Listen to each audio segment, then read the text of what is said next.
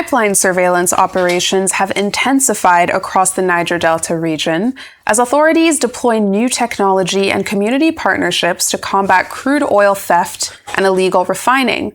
Now, the private security firm Tantita Security Services, owned by government, Epe Mupolo, has acquired advanced surveillance drones from U.S. defense contractor Textron Systems. Now, these unmanned aerial systems feature long endurance and vertical takeoff capabilities tailored for monitoring creeks and swampy terrain. Advocacy groups credit the surveillance model with stabilizing crude flows and boosting production levels. However, challenges persist as illegal refining and pipeline attacks continue. Now, observers urge transparent oversight and deeper community inclusion to maintain momentum. For more details about the measurable impact of pipeline surveillance in the Niger Delta region, the convener of the Niger Delta Progressive Alliance, Victor Udoh, joins us now. Thank you very much for joining us on Newsday, Mr. Udoh. Good afternoon. It's nice being here. Yes, so, this is interesting, this use of technology to essentially survey the entire or the region of the Niger Delta. Can you just walk us through what you've seen, how it's improved the situation, if at all, and what more needs to be done? I heard that we're discussing the measurable impacts. Before we talk about what has been deployed and what is not deployed and how much is needed to be done for this to guarantee self-sufficiency in energy in Nigeria, in measuring this impact, I would like us to put it from three core lines. First, environmental. Second, social. Then lastly, the oil and gas itself as it relates to revenue that accrued to the Federal Republic of Nigeria.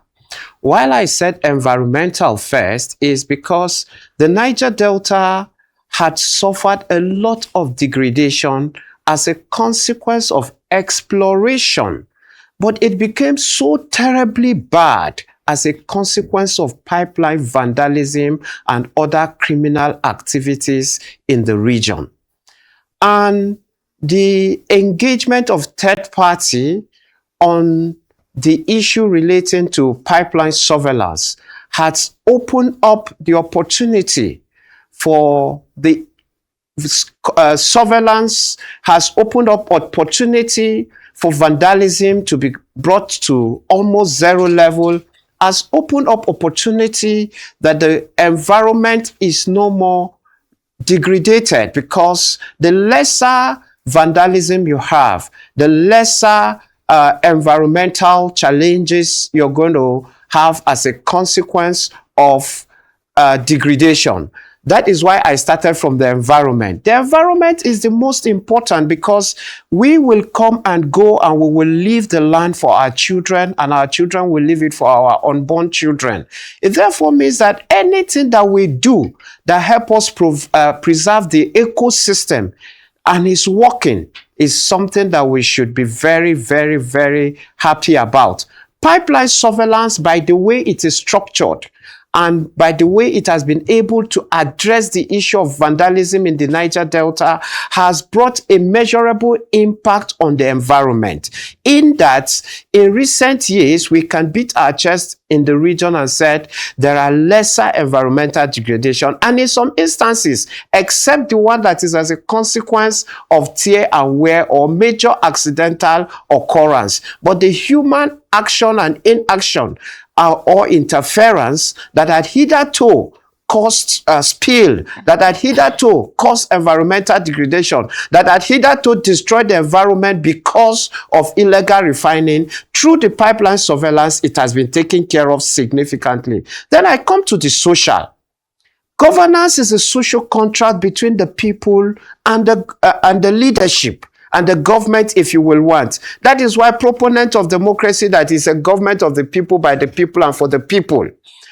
Pipeline surveillance have been able to galvanize the local people, especially in the eastern corridor of the Niger Delta, where the Trans-Niger pipelines. It has been able to galvanize the people significantly to the level that the social trust that had hitherto disappeared between the government and the people of the Niger Delta relating to oil and gas has been restored. It means that with social confidence, with implementation of social contract, the social question that raises conflict, that raises tension, that gives people the possibility of producing more criminals in the environment is addressed. Then I come to the big one, which is the measurability of this surveillance job on the economy of Nigeria relating to oil and gas.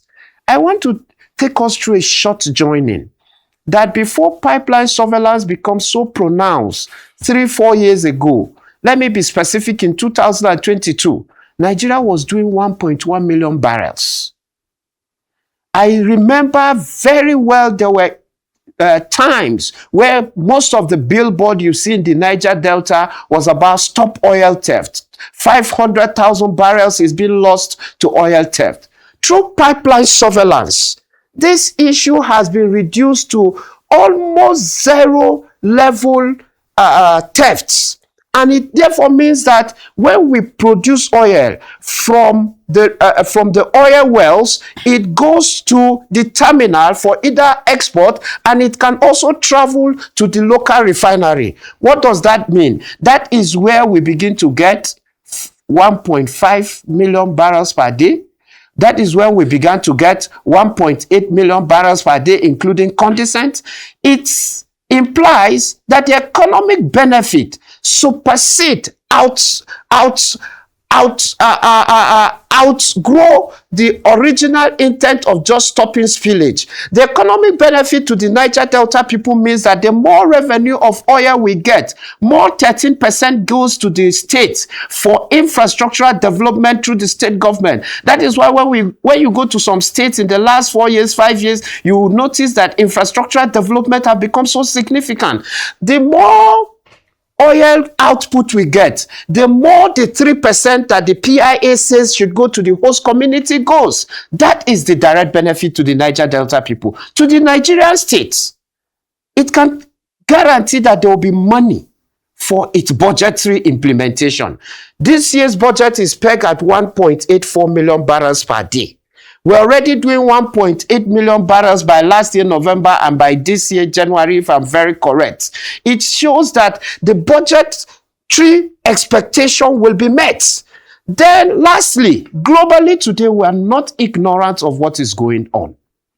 Without proper pipeline surveillance that has helped Nigeria have access to available crude that we process and sell to local refinery, to be precise, the Dangote refinery, we would have been suffering the shock that Europe is suffering today, that in some countries of Europe, there's already 50% energy increase as a consequence of a temporary shutdown from flows from the Gulf states.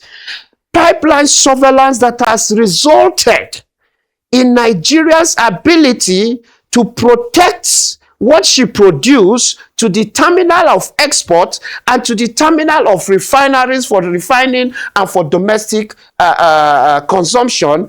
If you're going to put it on a scale of 1 to 10, I think that pipeline surveillance have added value to the Nigerian energy self-sufficiency to the degree of 8. All right, Mr. Udoh, you've touched on so many dimensions, looking at the environmental aspect, the social aspects, or oil and gas, and also the larger global perspective. Appreciate the backdrop on that. But when we look at the Niger Delta, in terms of the dynamics, what we understand is that, there's still legitimate community grievances in spite of what you said about the social aspect, about environmental degradation and economic marginalization. There's also talk of criminal networks still profiting from theft, even if it's reduced to an extent, and political actors using security contracts as patronage. So tell us specifically, when you look at these factors, which of the problems these contracts are actually solving to a degree that is worth celebrating? Briefly, please. I did not fully complete my thought on your first question. Let me complete that, because you talk about the use of technology. And the use of technology is what will drive us to the conversations about how to debalkanize the advocacy that we should debalkanize, decentralize, pipeline surveillance into smaller units and all these things. Technology is required. Expertise is required for you to carry out surveillance in the creeks, the thick mangrove of the Niger Delta. It therefore means that it is not everybody. I give you an example. On the eastern corridor of the Trans-Niger Delta pipelines, the mangrove there are so thick that you need additional technology outside the conventional technologies that we know to do two things. Number one, to track the pipelines and keep a proper monitoring to ensure that there is no human interference with it. Number two, to be able to track the point of required response. Technology is highly required. It therefore means that it is not everybody that can have access to this technology. Then the issue of agitations, conversations around the issues, the conversations that persons are giving pipeline contracts for political reasons or for whatever reason. I want to digress a little.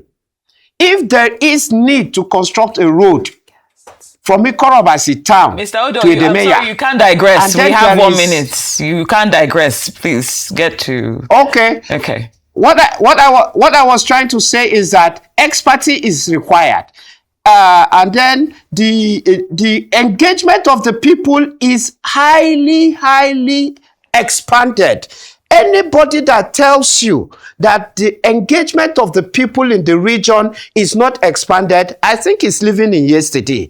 Because some of us who had either seen the whole structure as something we should not be interested in, we've been reached out to, persons have been reached out to in the comfort of your zone. They'll tell you, you're a stakeholder, and because you're a stakeholder, your opinion about how this thing should be done must be brought to bear. I give you an example.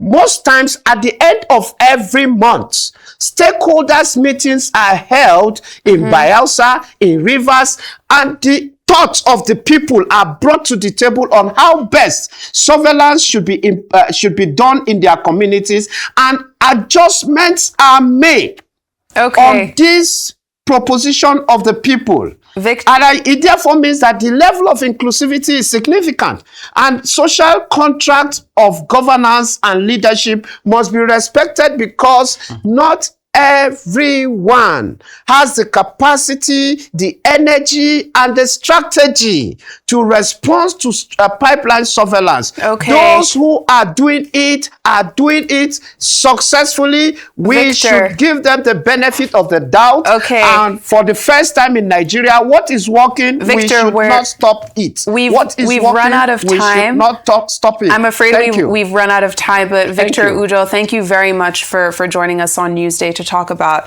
all the developments being made in the Niger Delta.